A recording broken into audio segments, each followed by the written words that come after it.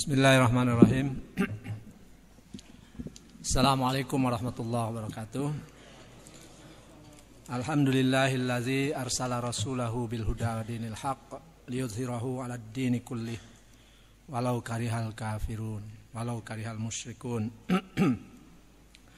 Asyhadu an la ilaha illallah, asyhadu anna Muhammadar Rasulullah. Amma ba'du. Jamaah Salman yang dimuliakan Allah, fenomena perilaku masyarakat Indonesia selama beberapa tahun belakangan ini telah menjungkir balikkan teori-teori lama bahwa masyarakat Indonesia itu masyarakat yang patuh, cinta damai, pemaaf, dan yang sejenis dengan itu. Kita melihat yang terjadi sekarang ini adalah kebalikan dari itu semua.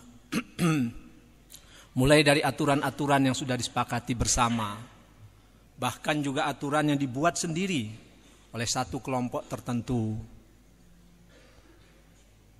tidak dipatuhi dengan baik oleh kelompok itu sendiri. Dan ini menimpa hampir semua strata masyarakat dalam hampir semua bidang profesi dan aktivitas.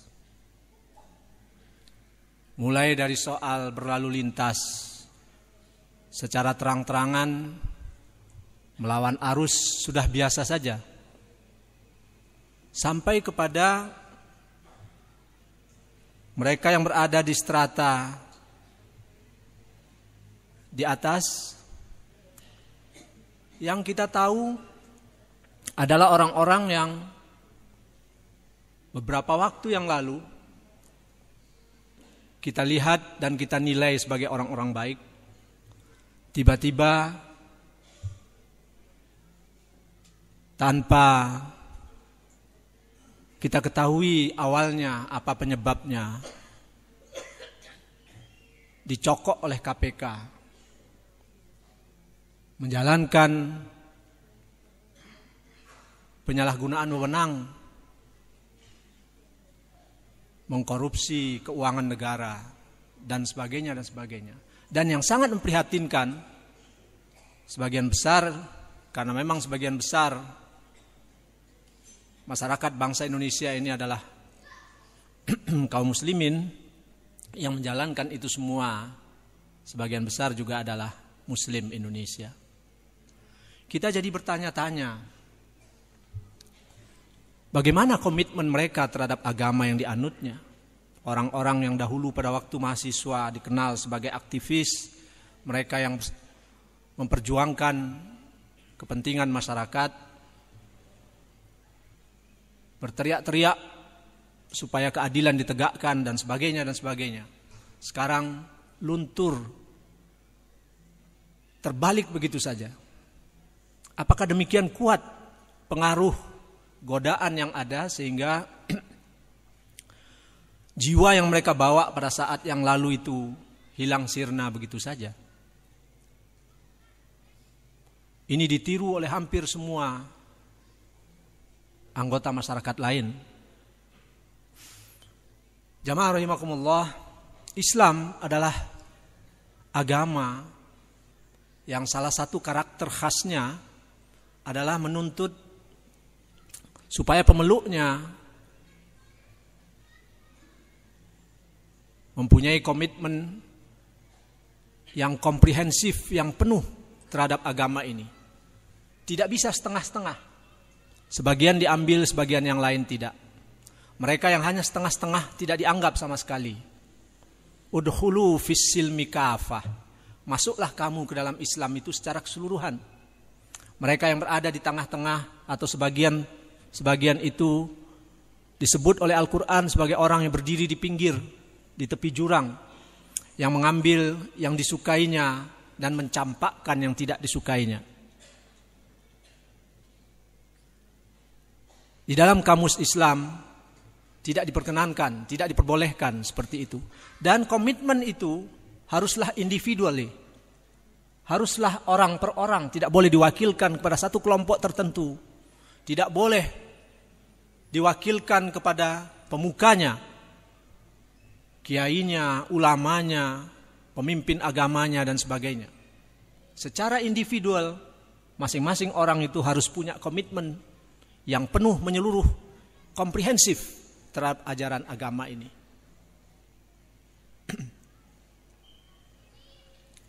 Bagaimana kemudian Allah menilai komitmen itu?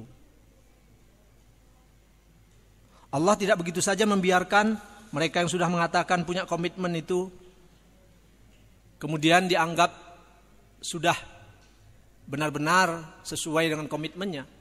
Dalam surat Al-Ankabut Allah mengatakan hasiban nasu ayyutraku ayyaqulu amanna wa hum la yuftanun. Apakah kamu manusia itu mengira bahwa dia mengatakan sudah beriman kemudian dibiarkan saja tanpa diuji? Tidak begitu kata Allah. Diuji oleh Allah komitmen itu. Ujian itu harus bisa dia lewati semasa atau selama hidupnya. 7 hari dalam seminggu, 24 jam dalam sehari, dan terus menerus. Tidak boleh ada satu waktu pun yang terlewat. Nampaknya inilah penyebab utama, salah satu paling tidak, yang membuat pola perilaku umat Islam Indonesia jungkir balik seperti sekarang ini. Persoalan komitmen. Komitmen yang tidak teguh terhadap kebenaran yang diyakininya, termasuk kepada aturan-aturan bersama yang sudah disepakati.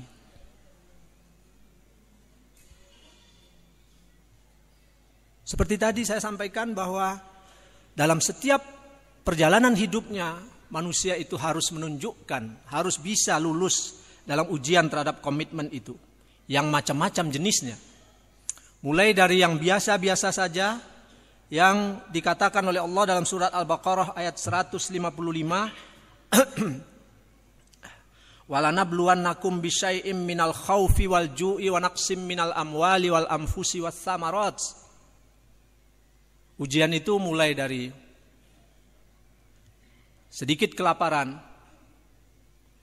sedikit ketakutan, sedikit kehilangan nyawa, kekurangan buah-buahan dan sebagainya. Itu dianggap sebagai ujian yang biasa-biasa saja. Di luar kepatuhan yang harus dia kerjakan, mengerjakan semua diperintahkan oleh Allah Subhanahu wa taala dan meninggalkan semua larangannya. Kemudian dalam surat Al-Ahzab Allah mengatakan ada lagi ujian yang sangat hebat. Wazulzilu zilzalan sadida.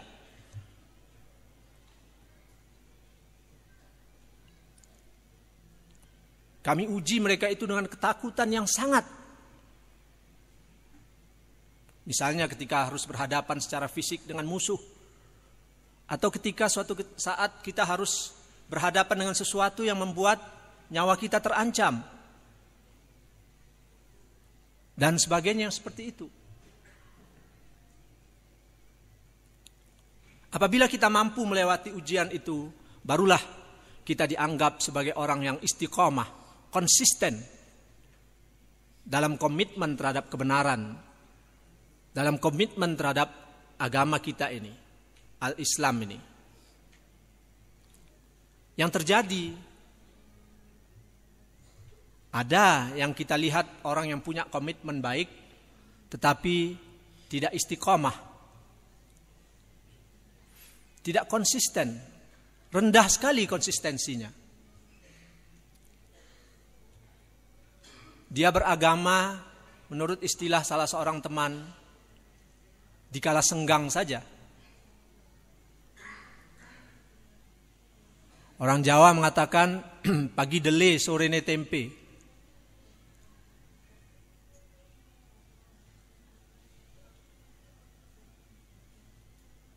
Kalau seperti ini beragama, maka tidak heran fenomena yang terjadi sekarang ini tidak akan pernah hilang, bahkan semakin berlarut-larut, makin membesar, dan barangkali kita tidak akan pernah bisa menemukan masyarakat muslim yang kita damba-dambakan, baldatun thayyibatun wa rabbun ghafur itu.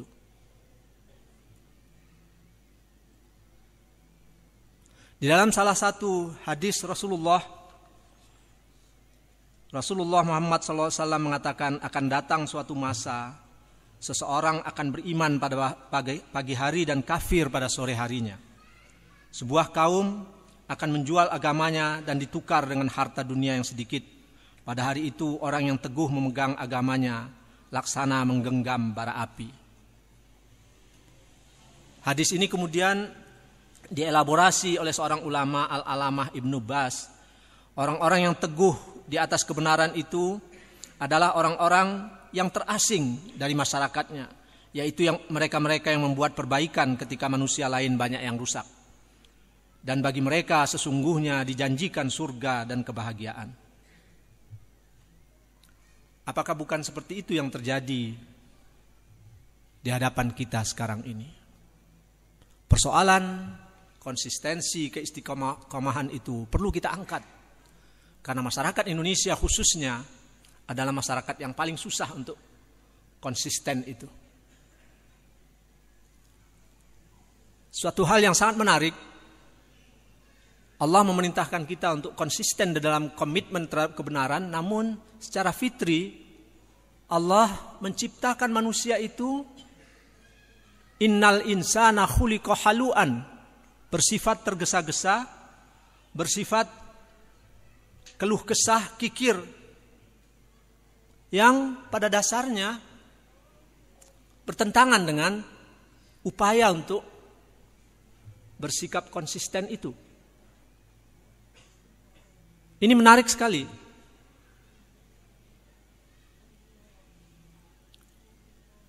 Sehingga memang perjuangan atau upaya untuk konsisten itu harus dilalui melalui perjuangan, harus dijalani melalui perjuangan.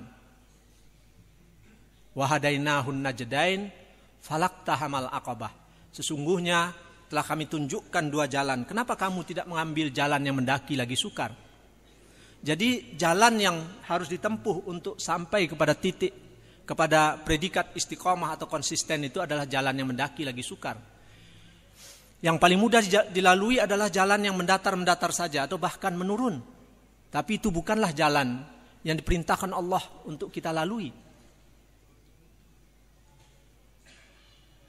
Sehingga konon ayat yang membuat Rasulullah Muhammad SAW tumbuh uban paling banyak itu adalah dalam surat Hud, surat 12 ayat 100, surat 11 ayat 112 yang bunyinya fastaqim kama umirta, maka istiqomahlah kamu, tetaplah kamu dalam kebenaran. Kalau Rasulullah SAW saja tumbuh uban sangat banyak karena mendapatkan atau karena menerima wahyu ini, maka tentu karena beliau tahu konsekuensi dari ayat ini. Bukan main-main, istiqomah itu sesuatu yang luar biasa berat.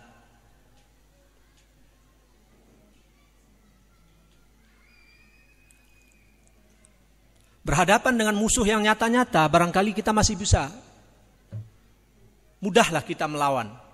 Tetapi kalau dengan musuh yang tidak terlalu nyata, apalagi kalau itu orang di sekitar kita, ada hubungan persaudaraan, famili, kerabat dan sebagainya, maka sikap istiqomah itu mulai meluntur. Toleransi, tepo seliro dan sebagainya yang dikenal, dimiliki oleh masyarakat bangsa ini menyebabkan istiqomahnya itu cepat lunturnya, cepat terpengaruhnya.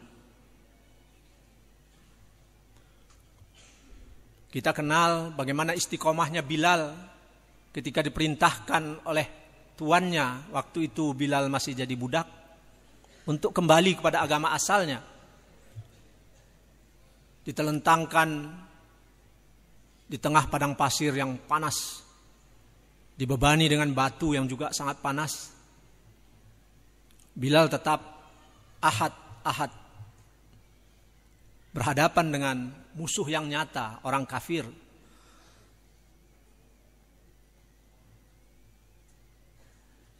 Tapi kita barangkali jarang sekali mendengar cerita tentang Sa'ad bin Abi Waqqas, seorang pemuda Quraisy yang masuk Islam pada awal-awal kenabian, mungkin termasuk di antara 10 yang pertama. Masih belia ketika itu. Beliau adalah seorang anak hartawan sekaligus juga bangsawan Quraisy. Sa'ad bin Abi Waqqas ini sangat dicintai oleh kedua orang tuanya, dan sekaligus dia juga sangat cinta kepada kedua orang tuanya, khususnya kepada ibunya. Ketika kemudian diajak oleh Abu Bakar untuk bertemu dan mendengarkan petuah dari Nabi, Sa'ad bin Abi Waqqas tertarik dan kemudian menyatakan diri masuk Islam. Dan setelah diketahui oleh ibunya bahwa Sa'ad masuk Islam, ibu ini tidak rela menerimanya. Agama apa yang kamu peluk itu? Rupanya kamu sudah kena sihir Muhammad. Tidak, aku minta supaya kamu kembali kepada ajaran agama leluhur kita. Sa'ad tidak bersedia, tetap pada pendiriannya karena sudah tertanam kalimat tauhid itu di dadanya. Berkali-kali sampai akhirnya ibunya mengancam Sa'ad, kalau engkau tetap mengikuti ajaran Muhammad, maka aku akan mogok makan. Jadi mogok makan itu sudah ada sejak dahulu. Aku akan mogok makan, tidak minum berhari-hari sampai aku mati. Ini dijalankan oleh Sa'ad, oleh ibu Sa'ad, berhari-hari. Sesudah dipanggil oleh saudara-saudaranya, Sa'ad diminta untuk menemui ibunya. Beliau sangat sedih karena ibunya itu adalah orang yang sangat dia cintai. Sekali lagi ibunya meminta supaya Sa'ad bersedia keluar dari agama Muhammad, agama Islam, dan kembali masuk ke agama leluhur mereka, menyembah berhala. Tapi Sa'ad tetap tidak bersedia. Aku memang cinta, sangat cinta kepada kau ya ibuku, tapi aku lebih cinta kepada Allah dan Rasulnya. Dan walaupun ada 1000 jiwa engkau miliki, yang satu hilang, kemudian berganti dengan yang lain, sampai semuanya, aku tetap tidak akan goyah dari keyakinanku sekarang ini. Ini suatu yang luar biasa susah. Coba kita bayangkan kalau kita berada pada situasi seperti itu. Orang yang sangat kita cintai, ibu lagi, meminta kita untuk keluar dari apa yang kita yakini, khususnya agama. Tentu bukan suatu yang gampang untuk kita hadapi. Tapi itu sudah dilalui oleh Sa'ad.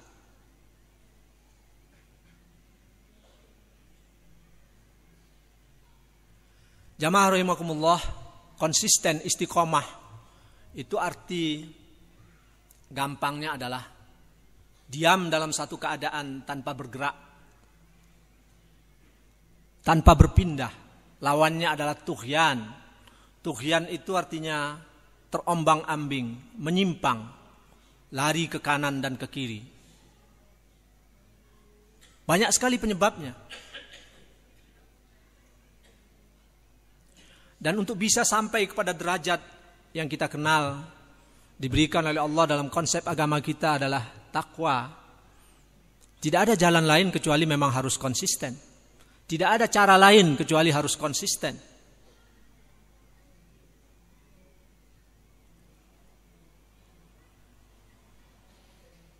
Padahal itulah yang paling susah kita kerjakan sekarang ini.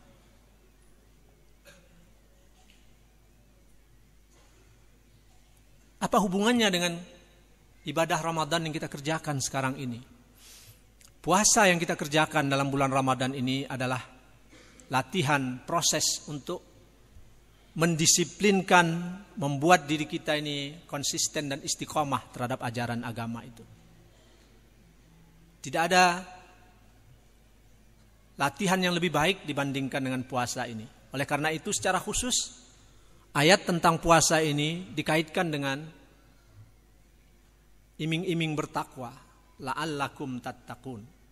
Tidak ada ibadah yang lain yang langsung dikaitkan dengan la'allakum tattaqun itu.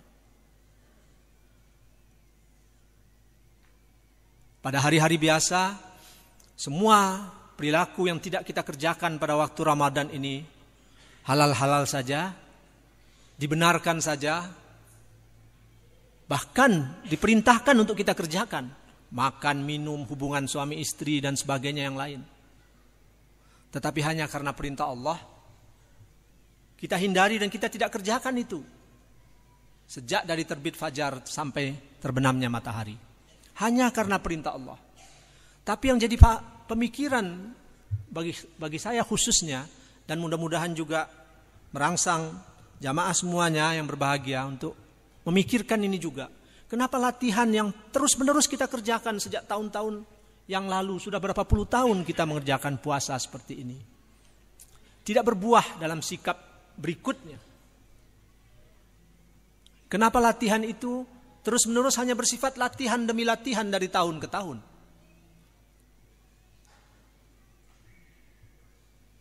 Banyak teori, ahli-ahli sosiologi agama mengatakan karena orang sekarang, khususnya kaum muslimin, beribadah itu tidak lagi dengan taslim, tidak lagi dengan penyerahan diri secara total kepada Allah Subhanahu wa taala. Ibadahnya hanya sekedarnya saja. Sekedar pelepas hutang saja. Selesai ibadahnya, dia menganggap sudah selesai pula hutangnya. Tidak ada yang lebih dari itu. Padahal ibadah apapun bentuknya, khususnya puasa ini, harus memberikan kepada kita pencerahan, enlightenment di dalam hati, di dalam jiwa kita, bahwa kita sudah melakukan sesuatu dan Allah memberikan balasan sesuatu itu dalam bentuk pencerahan kepada jiwa kita, bahwa dengan perilaku ibadah yang kita kerjakan itu ada sesuatu yang kita peroleh, dan itu yang tidak ada lagi, yang tidak kita punyai sekarang ini. Muhammad Assad Leopold Weiss, seorang Yahudi yang kemudian masuk Islam, penulis terkenal Islam, mengatakan bahwa namanya takwa itu adalah kesadaran akan bertuhan, God consciousness. Orang yang senantiasa sadar bahwa dimanapun dia berada, dia selalu diawasi, selalu diketahui oleh Allah apa yang dia perbuat.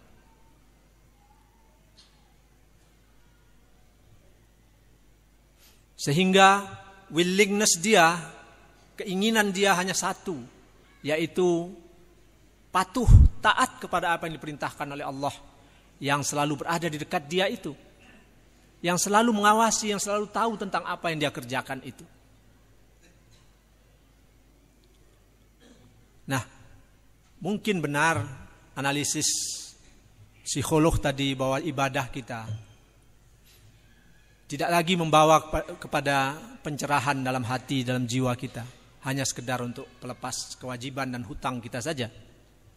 Marilah dengan Ramadan tahun ini kita perbaiki apa yang sudah sering kita jalani itu, dengan lebih memahami, lebih baik lagi dalam menjalankan ibadah ini, sehingga takwa yang kita harap-harapkan itu dapat kita raih, kita peroleh. Sungguh rugi apabila berpuluh-puluh tahun kita menjalankan puasa ibadah Ramadan yang kata Allah khusus untukku ini, tapi kita tidak memperoleh apa-apa kecuali lapar dan dahaga saja. Oleh karena itu, menjalankan ibadah itu harus dengan perhitungan yang tepat. Man shoma Ramadana imanan wahtisaban ghufira lahu ma taqaddama min dzambik. Ihtisab itu dengan penuh perhitungan. Ihtisaban, wahtisaban, dengan penuh perhitungan. Perhitungan akan apa? Bukan perhitungan matematik, tetapi perhitungan bahwa yang kita kerjakan itu sepenuhnya akan dilihat, diperhatikan dan dinilai oleh Allah Subhanahu wa taala. Tidak akan ada maknanya, tidak akan ada artinya sama sekali kalau yang kita kerjakan itu tidak dengan sepenuh hati, tidak dengan kesadaran yang penuh bahwa yang kita cari itu sebetulnya adalah ridha Allah. Bukan karena budaya orang-orang di sekitar kita yang sudah terbiasa menjalankan ibadah puasa itu maka kita ikut melakukan hal yang sama. Bukan karena Kita sudah diajar sejak kecil untuk menjalankan ibadah puasa itu. Bukan itu tujuan utamanya, hanyalah karena keinginan kita untuk memperoleh ridha dari Allah Subhanahu wa taala. Kalau ini bisa berjalan dengan baik, insya Allah, maka pembalikan fenomena yang terjadi sekarang ini, itu terbaliknya perilaku masyarakat Indonesia yang sangat susah untuk diperbaiki, insya Allah akan bisa kita atasi bersama-sama. Tanpa itu saya rasa apapun yang dibuat, aturan seperti apapun, penegakan aturan itu dibuat sekeras apapun, akhirnya toh akan kembali begitu-begitu lagi. Banyak sekali contohnya. Dilarang di Jakarta masuk jalur busway pada kendaraan-kendaraan yang lain. Tapi pada waktu awal-awal saja itu dipatuhi. Sekarang kita memperhatikan tidak ada lagi ketaatan terhadap larangan itu. Orang yang melanggar aturan berkendaraan melawan arus pun, ketika salah seorang, kejadian beberapa waktu yang lalu kan kita baca di koran-koran, seorang pengendara mobil yang karena sudah kesal sekali terhadap pengendara yang melaju dengan arah berlawanan itu, sengaja memepetkan kendaraannya. Yang disalahkan bukan pengendara motornya yang berlawan arah, tapi justru pengendara mobilnya. Jadi artinya penegak aturannya sendiri juga tidak bisa menjalankan aturannya dengan baik. Law enforcement itu tidak berjalan di Indonesia ini. Dan yang seperti itu pasti akan terjadi di hampir semua bidang kehidupan, dalam situasi apapun, kalau tidak ada kendali diri yang namanya takwa itu. Hanya dengan takwa itu semuanya hal insya Allah bisa teratasi. Paling tidak sudah mendekati takwa. Minuman keras yang sekarang katanya peredarannya sudah dibatasi hanya di tempat-tempat tertentu saja, di hotel-hotel berbintang atau di toko-toko yang mendapat lisensi untuk mengedarkan itu. Saya yakinnya itu hanya di permukaan. Karena saya mengalami sendiri di tempat yang katanya syariat Islam ditegakkan. Memang tidak nampak di luar seperti minuman keras, tapi botol aqua, botol teh, botol itu diisi dengan arak, diisi dengan, di warung-warung itu dijual.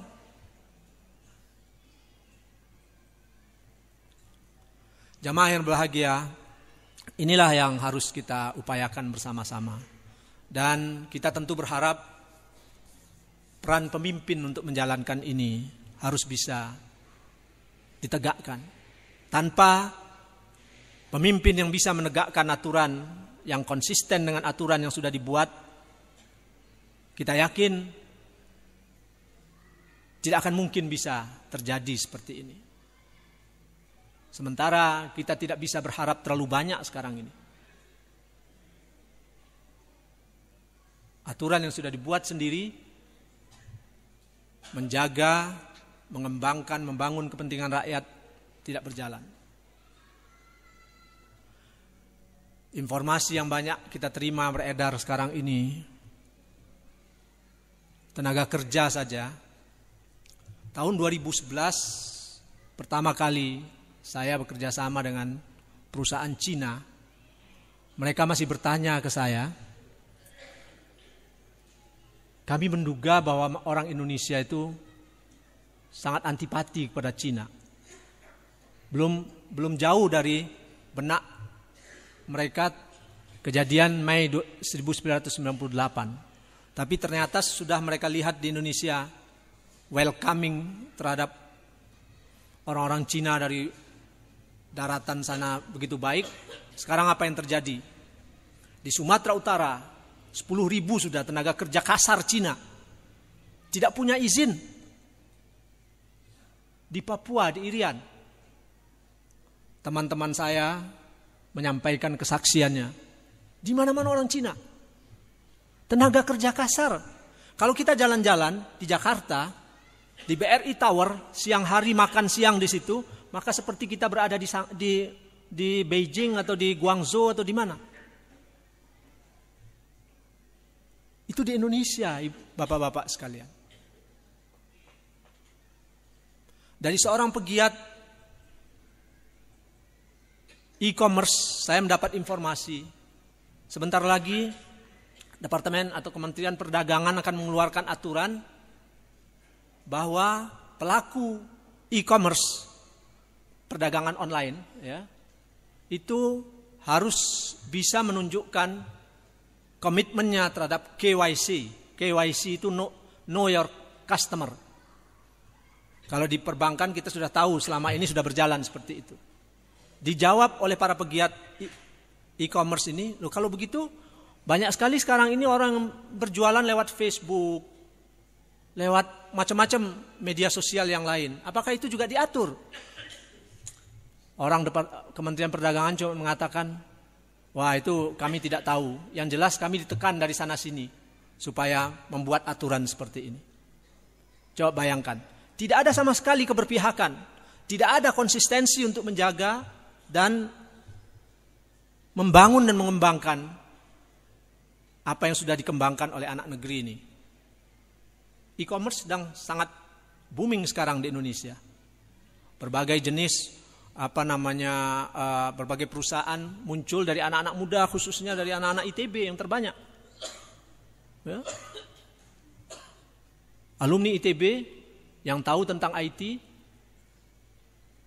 Alibaba di Cina sana yang tidak tahu sama sekali tentang IT pun kekayaan terbesarnya diperoleh dari perusahaan e-commerce. Perusahaan Alibaba itu.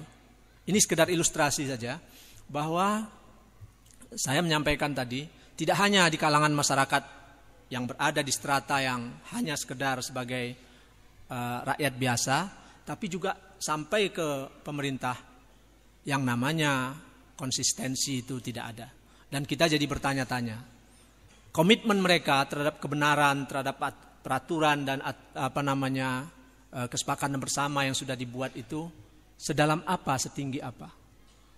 Mudah-mudahan puasa ini memberi kepada kita inspirasi untuk memperbaiki diri. Supaya setidak-tidaknya dari diri kita sendiri kita memulai perbaikan itu. Jangan sampai kejadian ini terus-menerus berlangsung. Dan akhirnya yang dirugikan adalah kita sendiri. Na'udzubillah min zalik. Mudah-mudahan ada manfaatnya. Billahi taufik wal hidayah. Assalamualaikum warahmatullahi wabarakatuh.